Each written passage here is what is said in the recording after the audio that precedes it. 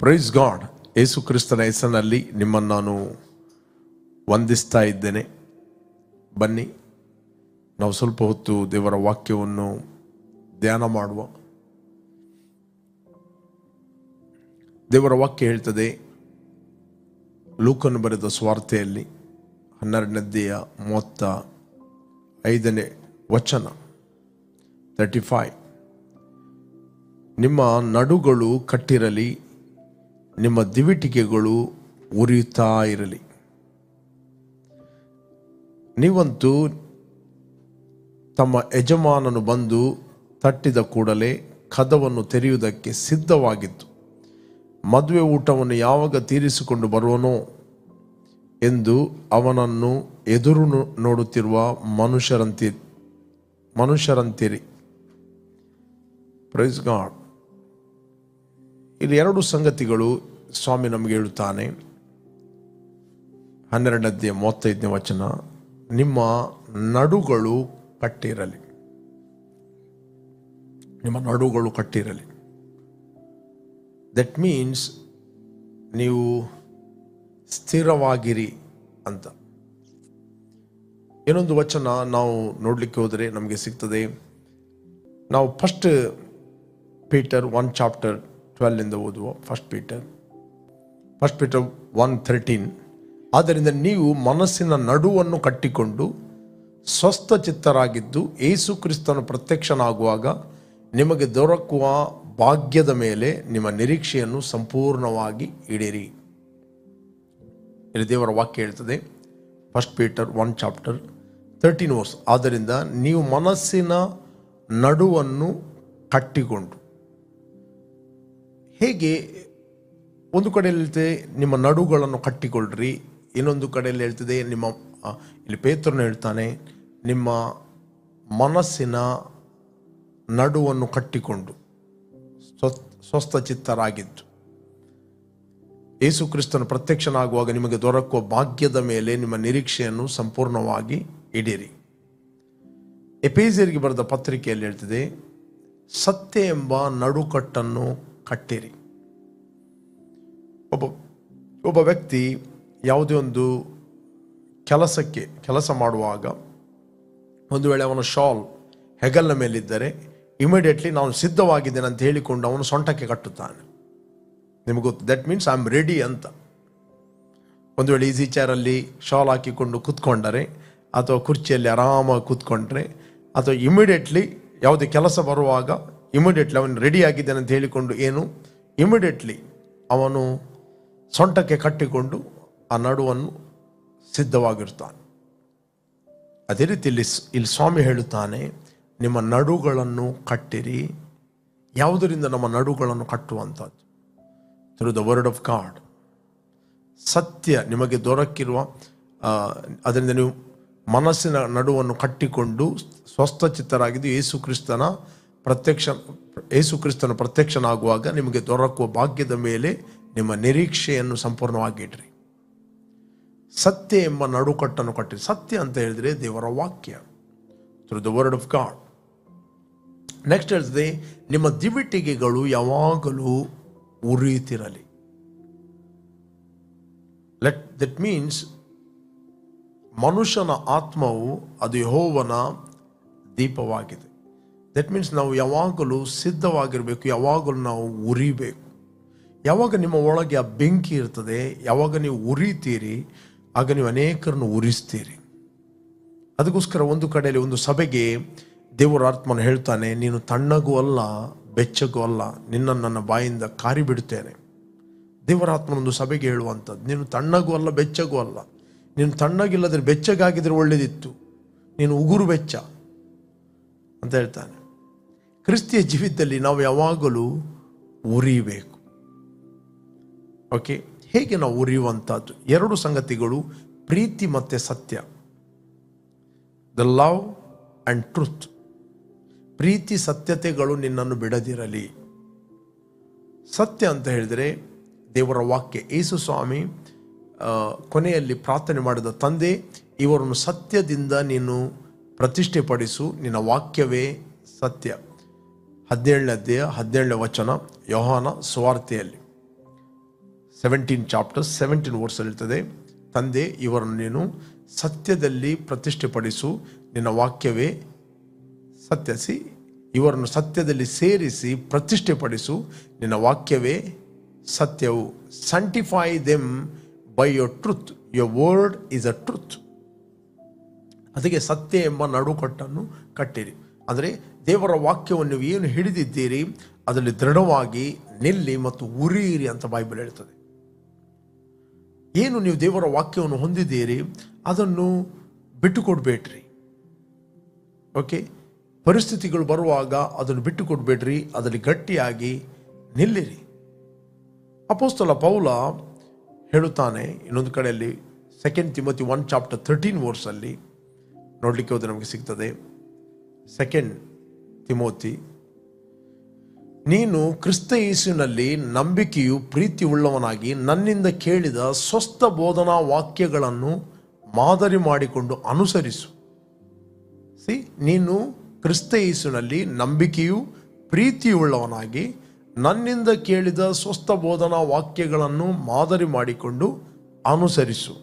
Next, ನಿನ್ನ ವಶಕ್ಕೆ ಕೊಡಲ್ಪಟ್ಟಿರುವುದನ್ನು ಶ್ರೇಷ್ಠವೆಂದು ತಿಳಿದು, ನಿನ್ನ ಒಳಗೆ ಏನು ಆ ವಾಕ್ಯ ಇದೆ, ನೀನು ಏನು ಆ ವಾಕ್ಯವನ್ನು ಹೊಂದಿದಿ ಅದನ್ನು ಶ್ರೇಷ್ಠವೆಂದು ತಿಳಿ, ಅದನ್ನು ಶ್ರೇಷ್ಠವೆಂದು ತಿಳಿ. ದ ವರ್ಡ್ ಆಫ್ ಗಾಡ್, ನೀನು ನಿನ್ನ ಒಳಗಿರುವ ದೇವರ ವಾಕ್ಯದೊಟ್ಟಿಗೆ ನೀನು ಏನು ಯಾವುದನ್ನು ಕಂಪೇರ್ ಮಾಡಲಿಕ್ಕೆ ಆಗುವುದಿಲ್ಲ. ಜ್ಞಾನವನ್ನು ಶ್ರೇಷ್ಠವೆಂದು ತಿಳಿದರೆ, ನೀನು ತಿಳಿದುಕೊಂಡರೆ ಅದು ನಿನ್ನನ್ನು ಉನ್ನತಿಗೆ ತರುವುದು. ಇಲ್ಲಿ ವಾಕ್ಯದ ಬಗ್ಗೆ ಮಾತಾಡುವಂಥದ್ದು, ಇಲ್ಲಿ ಜ್ಞಾನೋಕ್ತಿಯಲ್ಲಿ ಆ ವಾಕ್ಯವನ್ನು ಜ್ಞಾನ ಅಂತ ಬರೆಯುವಂಥದ್ದು ಮಾತಾಡುವಂಥದ್ದು. ದೇವರ ವಾಕ್ಯವೇ ಯೇಸು ಕ್ರಿಸ್ತನಾಗಿದ್ದಾನೆ. ಯೇಸು ಕ್ರಿಸ್ತನು ನಮಗೆ ದೇವರ ಕಡೆಯಿಂದ ಜ್ಞಾನ, ನೀತಿ, ಶುದ್ಧೀಕರಣ, ವಿಮೋಚನೆಗಳಿಗೆ ಕಾರಣ. ಅದು ಓಕೆ, ನಿನ್ನ ವಶಕ್ಕೆ ಕೊಡಲ್ಪಟ್ಟಿರುವುದನ್ನು ಶ್ರೇಷ್ಠವೆಂದು ತಿಳಿದು ನಮ್ಮಲ್ಲಿ ವಾಸವಾಗಿರುವ, ಜಸ್ಟ್ ಮೆಡಿಟೇಟ್ ದ್ಯಾಟ್, ನಿನ್ನ ಒಳಗೆ ವಾಸವಾಡ್ತಾ ಇದ್ದಾನೆ ಪವಿತ್ರಾತ್ಮನು.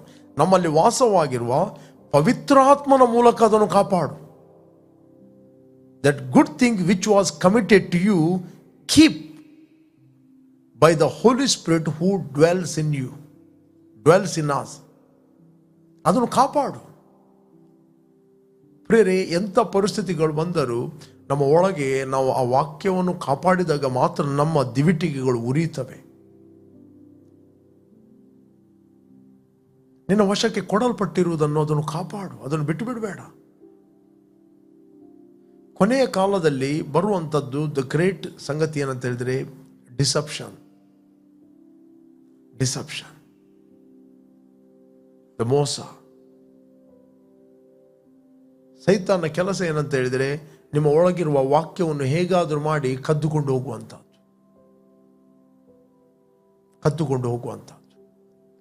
ಅದಕ್ಕೆ ಅಪೊಸ್ತಲ ಪೌಲ ಹೇಳ್ತಾನೆ, ಅದನ್ನು ಕಾಪಾಡು, ಅದನ್ನು ಬಿಟ್ಟು ಕೊಡಬೇಡ, ಕದ್ದುಕೊಂಡು ಹೋಗ್ಲಿಕ್ಕೆ ಬಿಡಬೇಡ. ನೀವು ದೇವರ ವಾಕ್ಯವನ್ನು ಕಾಪಾಡಿದರೆ ದೇವರು ನಿಮ್ಮನ್ನು ಕಾಪಾಡುತ್ತಾನೆ. ನೀನು ನನ್ನ ಸಹನ ವಾಕ್ಯವನ್ನು ಕಾಪಾಡಿದ್ದರಿಂದ ಈಗ ಭೂಲೋಕದಲ್ಲಿ ಬರುವ ಎಲ್ಲ ಶೋಧನೆಯ ಸಮಯದಲ್ಲಿ ನಾನು ನಿನ್ನನ್ನು ತಪ್ಪಿಸಿ ಕಾಪಾಡುವೆನು.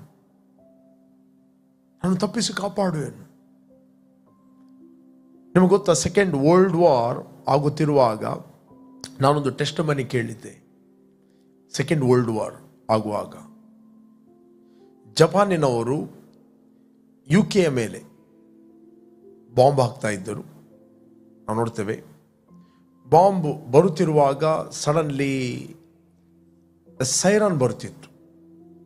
ಅಲ್ಲಿ ಮನೆಗಳು ಏನಿದ್ದಂತ ಹೇಳಿದ್ರೆ ನೆಟ್ಟಗೆ ಉದ್ದ ಮನೆಗಳಿದ್ದವು ಸೈಡಲ್ಲಿ. ಸೈರನ್ ಬರುತ್ತಿರುವಾಗ ಅಲ್ಲಿ ಬಂಕರ್ಗಳಿದ್ದವು ಪ್ರೊಟೆಕ್ಷನ್. ಜನರು ಆ ಸೈರನ್ ಬರುತ್ತಿರುವಾಗ ಓಡಿ ಹೋಗಿ ಬಂಕರ್ನ ಒಳಗೆ ಹೋಗಿ ಕೂತ್ಕೊಳ್ತಿದ್ದರು. ಆದರೆ ಒಂದು ಅಜ್ಜಿ ಅಲ್ಲಿ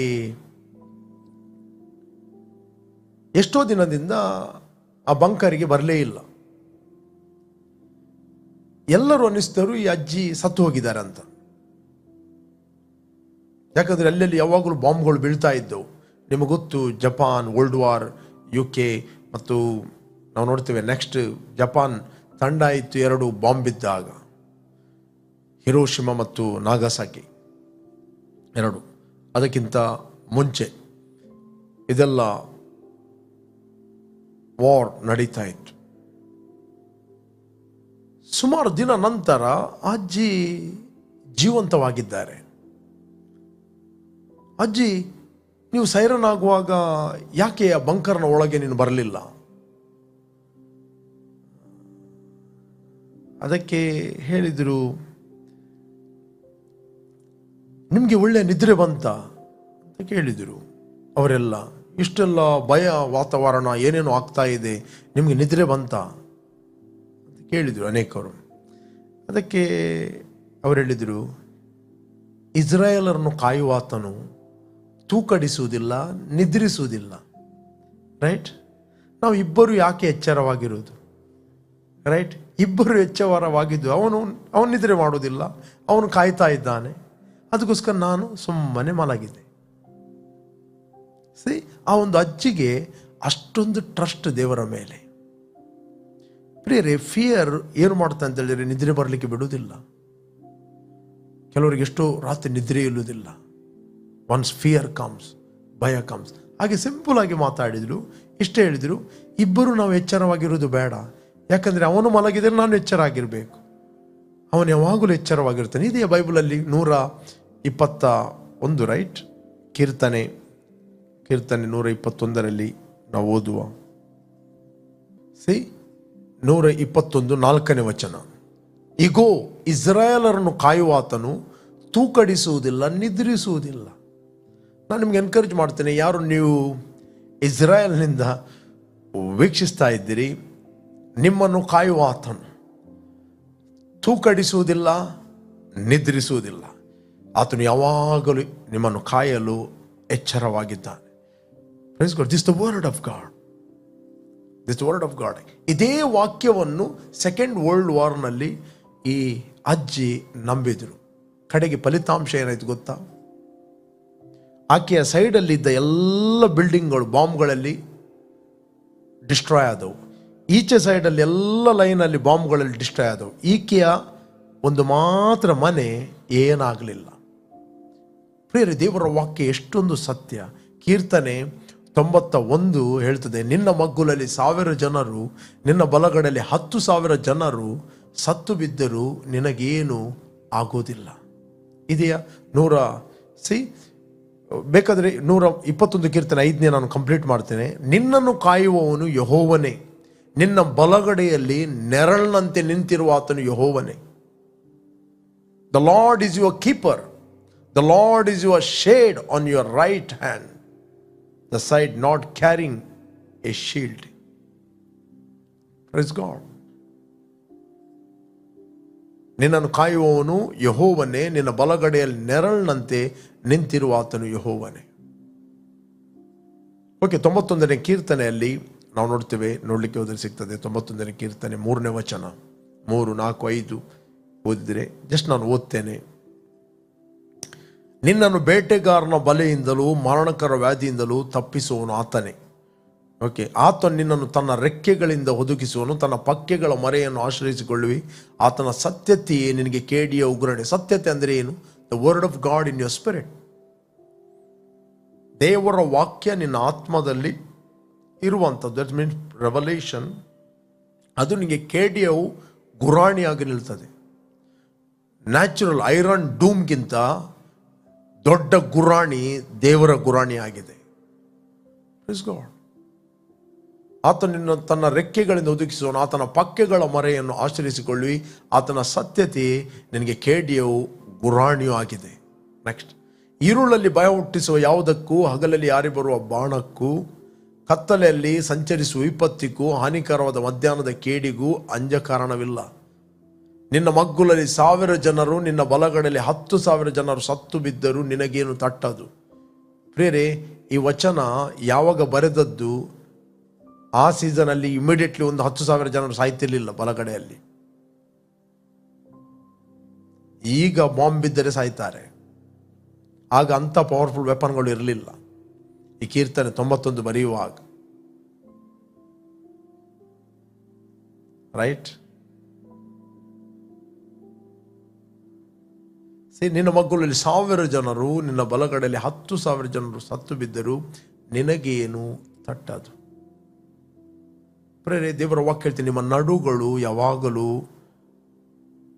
ಕಟ್ಟಿರಲಿ, ನಿಮ್ಮ ದಿವಿಟಿಗೆಗಳು ಯಾವಾಗಲೂ ಉರಿಯಲಿ. That through the word of God. ಪ್ರೇರೆ, ನಮಗೆ ಆಧಾರ ದೇವರು ಹಾಕಿದ್ದಾನೆ. ಗಾಡ್, ನೀವು ಬಹು ದಿವಸ ಬದುಕಲು ದೇವರು ಹೇಳ್ತೇನೆ, ನಾನೇ ಆಧಾರ. ಯಾವ ಡಾಕ್ಟರ್ ಅಲ್ಲ, ಯಾವುದೇ ಮೆಡಿಸಿನ್ ಅಲ್ಲ, ಯಾವುದೇ ಮನುಷ್ಯ ಅಲ್ಲ. ನಾವು ಬದುಕಲಿಕ್ಕೆ ಆಧಾರ ದೇವರು. ಡಿಟ್ರಾನಮಿ 30:21 ಹೇಳ್ತದೆ. ಡಿಟ್ರಾನಮಿ ಧರ್ಮೋಪದೇಶ ಕಾಂಡ 30:21. ಓಕೆ, 20 ನಾನು ಓದ್ತೇನೆ. 30:20. ನಿಮ್ಮ ದೇವರಾದ ಯೆಹೋವನನ್ನು ಪ್ರೀತಿಸಿ ಆತನ ಮಾತಿಗೆ ವಿಧೇಯರಾಗಿರಿ, ಆತನನ್ನೇ ಹೊಂದಿಕೊಂಡಿರಿ, ಅಂದರೆ ಆತನನ್ನೇ ಡಿಪೆಂಡ್ ಆಗಿರಿ. ನಿಮ್ಮ ಸೈನ್ಯ ಬಲದ ಮೇಲೆ, ಮನುಷ್ಯ ರಥ ಬಲದ ಮೇಲೆ, ಬೈಬಲ್ ಕೆಲವು ರಥ ಬಲದ ಮೇಲೆ, ಸೈನ್ಯದ ಮೇಲೆ ನಂಬಿಕೆ ಇಡುತ್ತೆ. ನಾವು ಯೆಹೋವನನ್ನು ಆಶ್ರಯಿಸಿಕೊಂಡಿದ್ದೇವೆ. ರೈಟ್? ಬೈಬಲ್ ಹೇಳ್ತದೆ, ನಿಮ್ಮ ದೇವರಾದ ಯೆಹೋವನನ್ನು ಪ್ರೀತಿಸಿ ಆತನ ಮಾತಿಗೆ ವಿಧೇಯರಾಗಿರಿ, ಆತನನ್ನೇ ಹೊಂದಿಕೊಂಡಿರಿ. ಯೆಹೋವನು ನಿಮ್ಮ ಪಿತೃಗಳಾದ ಅಬ್ರಾಮ್, ಈಸಾಕ್, ಯಾಕೋಬರಿಗೆ ಪ್ರಮಾಣ ಮಾಡಿಕೊಟ್ಟ ದೇಶದಲ್ಲಿ ನೀವು ಬದುಕಿಕೊಳ್ಳುವುದಕ್ಕೂ ಪ್ರಮಾಣ ಮಾಡಿಕೊಟ್ಟ ದೇಶ. ಈ ದೇಶವನ್ನು ದೇವರು ಇಸ್ರಾಯೇಲರಿಗೆ ಕೊಟ್ಟದ್ದು. ಓಕೆ, ಜನರು ಹೇಳ್ಬೋದು ಅದು ಕದ್ದದಂತವರು, ಜನರು ಏನೇ ಮಾತಾಡ್ಬೋದು. ಬಟ್ ದೇವರು ಅವರಿಗೆ ಕೊಡದಿದ್ದರೆ, ಮತ್ತು ದೇವರು ಆ ದೇಶದಲ್ಲಿ ಅವರಿಗೆ ನೆಲೆಲಿಕ್ಕೆ ಬೇಕಾದ ಟ್ರೆಮೆಂಡಸ್ ವಿಸ್ಡಮ್ ಅನ್ನು ಬಿಡುಗಡೆ ಮಾಡಿದ್ದಾನೆ. ಇಲ್ಲ ಅಂತ ಹೇಳಿದ್ರೆ ಕದ್ದದಂತೆ ಹೇಳಿಕೊಂಡು ಇಷ್ಟರವರೆಗೆ ಅವರನ್ನು ಓಡಿಸಿಬಿಡ್ತಿದ್ದರು.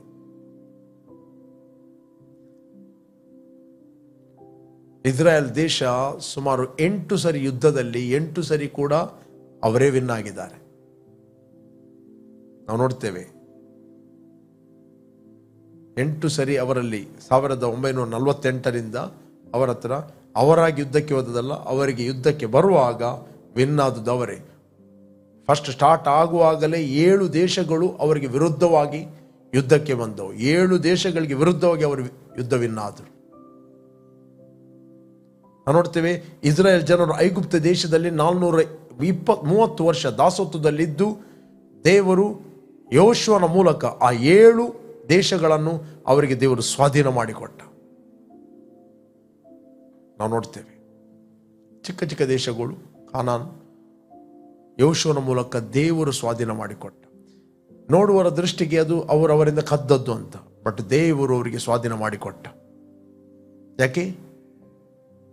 ಇಸ್ರಾಯೇಲ್ ಜನರು ಯಾವಾಗ ಅವರು ದೇವರಿಗೆ ಅವಿಧೇಯರಾದರು, ದೇವರೊಂದು ಮಾತು ಹೇಳಿದ.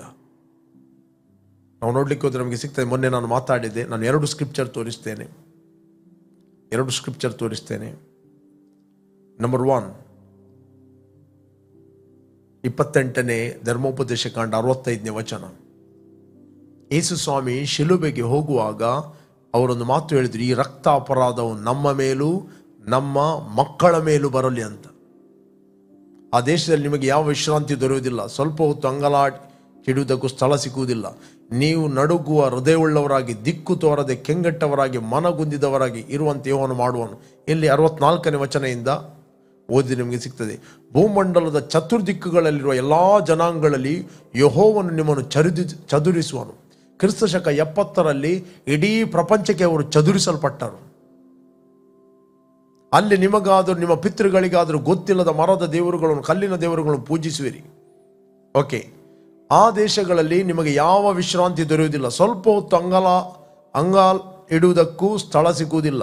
ನೀವು ನಡುಗುವ ಹೃದಯವುಳ್ಳವರಾಗಿ, ದಿಕ್ಕು ತೋರದೆ ಕೆಂಗಟ್ಟವರಾಗಿ, ಮನಗುಂದಿದವರಾಗಿಯೂ ಇರುವಂತೆ ಯೆಹೋವನು ಮಾಡುವನು. ನೆಕ್ಸ್ಟ್, ಬದುಕುವೆವೋ ಇಲ್ಲವೋ ಎಂಬುದಾಗಿ ಅನುಮಾನ ಪಟ್ಟು ನೀವು ಹಗಲಿರುಳು ಪ್ರಾಣ ಭಯದಲ್ಲಿರುವಿರಿ. ಪ್ರಾಣದ ಮೇಲಿನ ನಂಬಿಕೆಯನ್ನು ಬಿಟ್ಟು ಬಿಡುವಿರಿ. ಮನಸ್ಸಿನಲ್ಲಿ ಯಾವಾಗಲೂ ಪ್ರಾಣ ಭಯವಿರುವುದರಿಂದಲೂ, ಕಣ್ಣಿನಿಂದ ಭಯಂಕರವಾದ ಸಂಗತಿಗಳನ್ನು ನೋಡುವುದರಿಂದಲೂ ನೀವು ಹೊತ್ತಾರೆಯಲ್ಲಿ ಅಯ್ಯೋ ಅಯ್ಯೋ ಸಾಯಂಕಾಲ ಯಾವಾಗ ಬರುವುದು ಎಂದು, ಸಾಯಂಕಾಲದಲ್ಲಿ ಅಯ್ಯೋ ಅಯ್ಯೋ ಮರುದಿನ ಯಾವಾಗ ಬರುವುದು ಎಂದು ಹೇಳುವಿರಿ. ನೀವು ಐಗುಪ್ತ ದೇಶವನ್ನು ತಿರುಗಿ ಎಂದಿಗೂ ನೋಡುವುದಿಲ್ಲವೆಂದು ಯೆಹೋವನು ಹೇಳಿದರೂ ಆತನು ನಿಮ್ಮನ್ನು ಹಡಗುಗಳನ್ನೇರಿಸಿ ಅಲ್ಲಿಗೆ ತಿರುಗಿ ಹೋಗ ಮಾಡುವನು. ಅಲ್ಲಿ ನೀವು ಶತ್ರುಗಳಿಗೆ ನಿಮ್ಮನ್ನು ದಾಸದಾಸಿಯರನ್ನಾಗಿ ಮಾರಿಕೊಳ್ಳಬೇಕೆಂದು ಅಪೇಕ್ಷಿಸಿದರೂ ಯಾರು ನಿಮ್ಮನ್ನು ಕೊಂಡುಕೊಳ್ಳುವುದಿಲ್ಲ. ಇದು ಕ್ರಿಸ್ತಶಕ 70ರಲ್ಲಿ ಅವರಿಗೆ ನಡೆಯಿತು, ನಾವು ನೋಡ್ತೇವೆ. ಬಟ್ ಈ ದೇಶವನ್ನು ದೇವರು ಪ್ರೀತಿ ಮಾಡಿದ್ದಾನೆ. ಜೆರೆಮಯ 31:10 ನಾವು ಓದಲಿಕ್ಕೆ ಅದು ನಮಗೆ ಸಿಗ್ತದೆ. ಯೆರೆಮೀಯನ ಗ್ರಂಥ 31:10.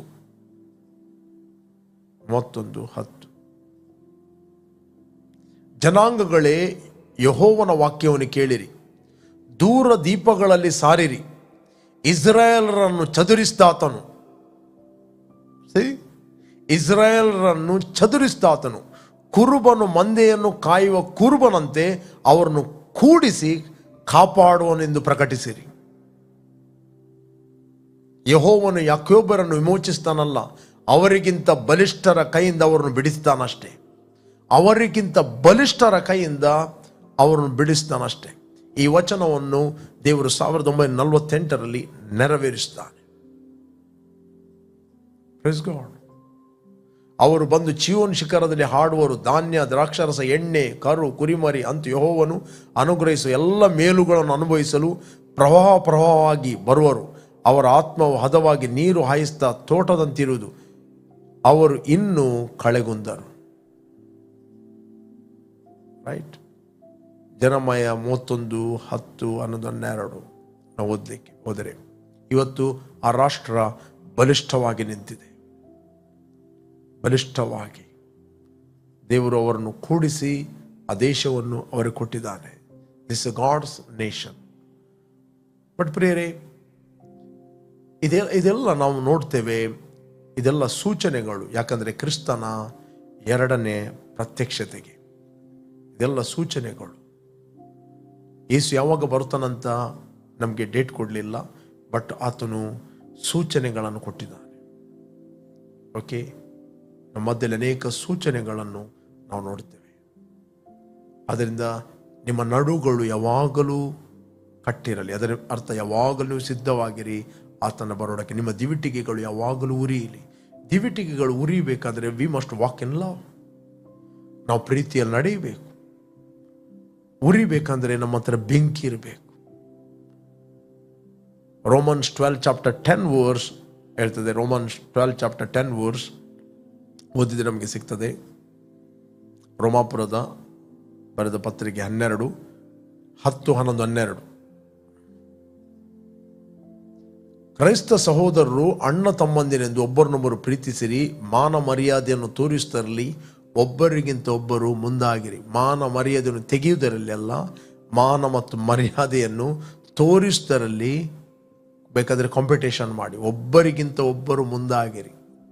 ಮಾನ ಮರ್ಯಾದೆಯನ್ನು ತೆಗೆಯುವುದರಲ್ಲಿ ಒಬ್ಬರಿಗಿಂತ ಒಬ್ಬರು ಮುಂದಾಗುವುದಲ್ಲ. ನಾವು ಬಾರ್ನ್ ಅಗೇನ್ ಆದ ವಿಶ್ವಾಸಿಗಳು. We are born of God. Okay, ಒಬ್ಬರಿಗಿಂತ ಒಬ್ಬರು ಮುಂದಾಗಿರಿ. ನೆಕ್ಸ್ಟ್, ಜಾಗ್ರತೆ ಬೇಕಾದಲ್ಲಿ ಆಲಸ್ಯವಾಗಿರದೆ ಆಸಕ್ತಿ ಚಿತ್ತರಾಗಿದ್ದು ಕರ್ತನ ಸೇವೆ ಮಾಡುವರಾಗಿರಿ. ಇಂಗ್ಲಿಷ್ ಅದೇ. ಇನ್ನೊಂದು ಕಿಂಗ್ ಜೇಮ್ಸ್ ವರ್ಷನಲ್ಲಿ ಹೇಳ್ತದೆ, ಆತ್ಮದಲ್ಲಿ ಬೆಂಕಿಯುಳ್ಳವರಾಗಿ ಸೇವೆ ಮಾಡ್ರಿ ಬೇಕು. ಓಕೆ, ಇಲ್ಲಿ ಈ BS ಹೇಳ್ತದೆ, ಜಾಗ್ರತೆ ಬೇಕಾದಲ್ಲಿ ಆಲಸ್ಯವಾಗಿರದೆ ಆಸಕ್ತ ಚಿತ್ತರಾಗಿದ್ದು ಕರ್ತನ ಸೇವೆ ಮಾಡುವರ. ಯಾವಾಗ ನಾವು ಪ್ರೀತಿಯಲ್ಲಿ ನಡೀತೇವೆ, ಯಾವಾಗಲೂ ನಾವು ಆತ್ಮದಲ್ಲಿ ಉರಿತೇವೆ. We are burning and shining. ಅದಕ್ಕೋಸ್ಕರ ಬೈಬಲ್ ಹೇಳ್ತದೆ, ನಿಮ್ಮ ನಡುಗಳು ಯಾವಾಗಲೂ ಕಟ್ಟಿರಲಿ, ನಿಮ್ಮ ದಿವಿಟಿಗೆಗಳು ಯಾವಾಗಲೂ ಉರಿತಿರಲಿ. ಸಡನ್ಲಿ ಆಗಿ ಗಲಿಬಿಲಿಗೊಳ್ಬೇಡ್ರಿ. ಯಾವಾಗಲೂ ಆತ್ಮದಲ್ಲಿ ಉರಿಯಿರಿ. ಪ್ರೊವೆಂಟ್ ಇನ್ ದ ಸ್ಪಿರಿಟ್. ಓಕೆ, ಅದರ ಕನ್ನಡದಲ್ಲಿ ಹೇಳ್ತದೆ, ಆತ್ಮದಲ್ಲಿ ಬೆಂಕಿಯುಳ್ಳವರಾಗಿ ಸೇವೆ ಮಾಡಿರಿ. Okay okay let's pray. ನಾವು ಪ್ರಾರ್ಥನೆ ಮಾಡುವ. ನೀವು ಯಾರು ಫಸ್ಟ್ ಟೈಮ್ ವೀಕ್ಷಿಸ್ತಾ ಇದ್ದೀರಿ, ಯೇಸುವನ್ನು ರಕ್ಷಕನ ಒಡೆಯನೆಂದು ನೀವು ಅಂಗೀಕಾರ ಮಾಡದಿದ್ದರೆ, this the right time. Call Jesus in your heart. Will pray for you. ನಿಮಗೋಸ್ಕರ ನಾನು ಪ್ರಾರ್ಥನೆ ಮಾಡ್ತೇನೆ. Thank you Lord, thank you father. ಭೂಮಿ ಆಕಾಶಗಳನ್ನು ಉಂಟು ಮಾಡಿದ ಸರ್ವಶಕ್ತನಾದ ನನ್ನ ತಂದೆ, ಯೇಸುವಿನ ನಾಮದಲ್ಲಿ ನಾವು ನಿನ್ನ ಸನ್ನಿಧಾನದಲ್ಲಿದ್ದೇವೆ. ನೀನು ಸುರಿಸಿದ ರಕ್ತದ ಮೂಲಕ ನಮ್ಮ ಅಪರಾಧಗಳು ಪರಿಹಾರವಾಗಿ ನಮಗೆ ಬಿಡುಗಡೆ ಆಯಿತು. Thank you Lord. ನೀನೇ ನಮ್ಮ ಕರ್ತನ, ನಿಮ್ಮ ಒಡೆಯನೆಂದು ನಾವು ಘೋಷಿಸ್ತಾ ಇದ್ದೇವೆ. Thank you Lord for the glory. Thank you Lord for the anointing of God. ತಂದೆ, ಯಾರೆಲ್ಲ ವೀಕ್ಷಿಸ್ತಾ ಇದ್ದರು ಅವರ ನಡುಗಳು ಯಾವಾಗಲೂ ಕಟ್ಟಿರಲಿ. ಅವರು ಹೊಂದಿದ ಸತ್ಯದಲ್ಲಿ ಯಾವಾಗಲೂ ದೃಢವಾಗಿ ನಿಲ್ಲಲಿ. ಯಾವಾಗಲೂ ನಿನಗೋಸ್ಕರ ಉರಿಯಲಿ ಮತ್ತು ಎಲ್ಲರನ್ನು ಪ್ರೀತಿಸುವಂತೆ, ಮಾನ ಮರ್ಯಾದೆಯನ್ನು ತೋರಿಸುತ್ತಲ್ಲಿ ಒಬ್ಬರಿಗಿಂತ ಒಬ್ಬರು ಮುಂದಾಗುವಂತೆ ನಿನ್ನ ಆತ್ಮನ ಮೂಲಕ ನೀನು ನಡೆಸಬೇಕಾಗಿ ನಾವು ಪ್ರಾರ್ಥಿಸ್ತಾ ಇದ್ವಿ. I bless each and every one of god in Jesus name. Amen, amen, amen.